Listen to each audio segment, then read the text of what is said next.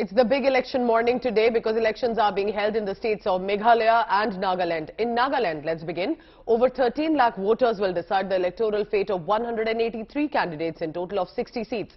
The ruling Nationalist Democratic Progressive Party and the Bharatiya Janata Party are contesting elections on a 40-20 seat-sharing basis. Meanwhile, after the high-pitched election campaigning, Meghalaya is also set to decide the political fate in the assembly elections. Now, polling in Meghalaya are being held at 3,419 polling stations across 59 assembly constituencies in the state.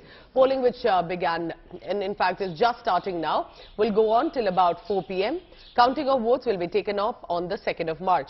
Now, the Election Commission has sealed Meghalaya international border with Bangladesh till the 2nd of March. So, these are some of the visuals on your screen right now.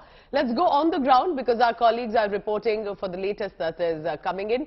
Ritik Mondal is in Kohima right now. Ritik, how does the queuing up looks like? Are there people already in the line, or perhaps it's been a slow start for the elections there?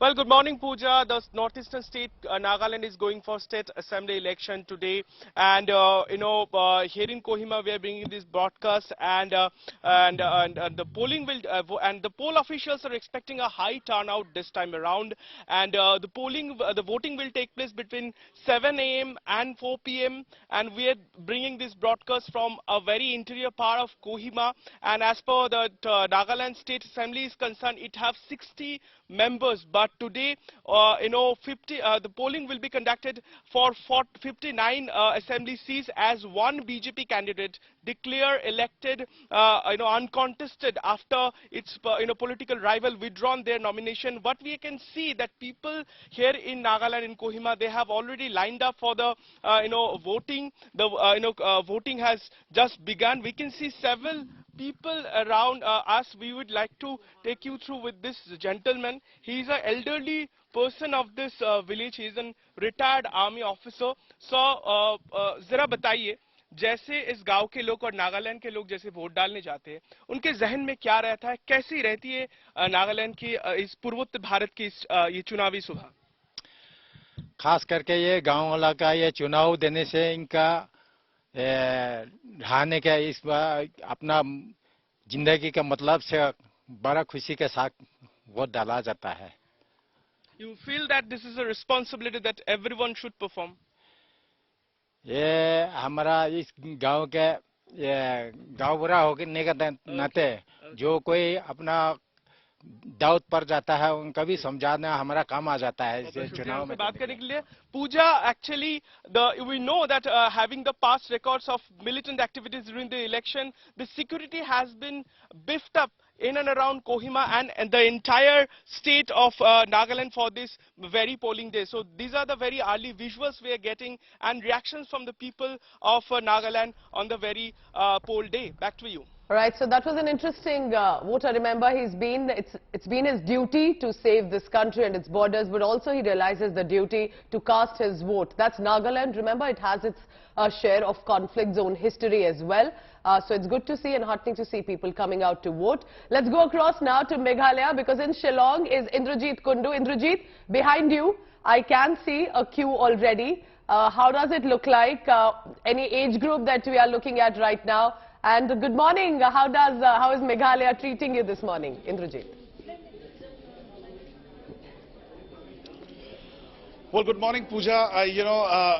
The scenes here in any states in the northeast during election is very different from what we see in the rest of the country because genuinely the mood is always celebratory, and what we are seeing here at this polling center in Shillong, of course, is that it's early in the morning. It's barely 7:30, but huge number of people have already started lining up at the polling booths. And Meghalaya does have a history because if you see the turnout that happened last time in 2018, it was more than 86%. So the buzz, of course, is, and Election Commission hopes that they will be able to set a new record and breach the last time landmark of more than 86% votes.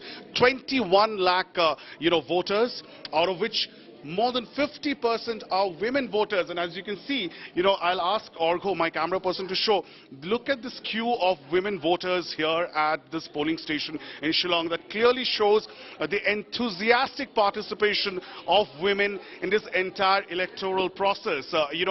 Women voters make more than 50% of the electorate, 21 lakh voters. There are also 81,000 new young voters who have registered. So that's the youth who will also set the tune as far as this election is concerned.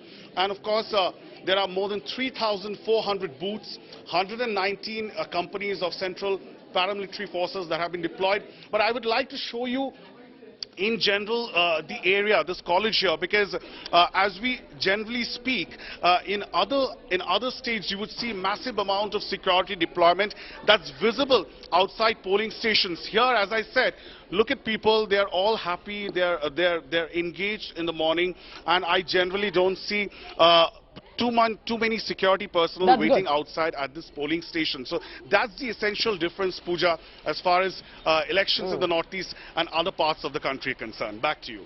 Well, all I'll say is Nagaland has some competition coming in from Meghalaya. So many female voters there queuing up, less security, but nevertheless it's just starting, and we hope that there's going to be a large number of voters.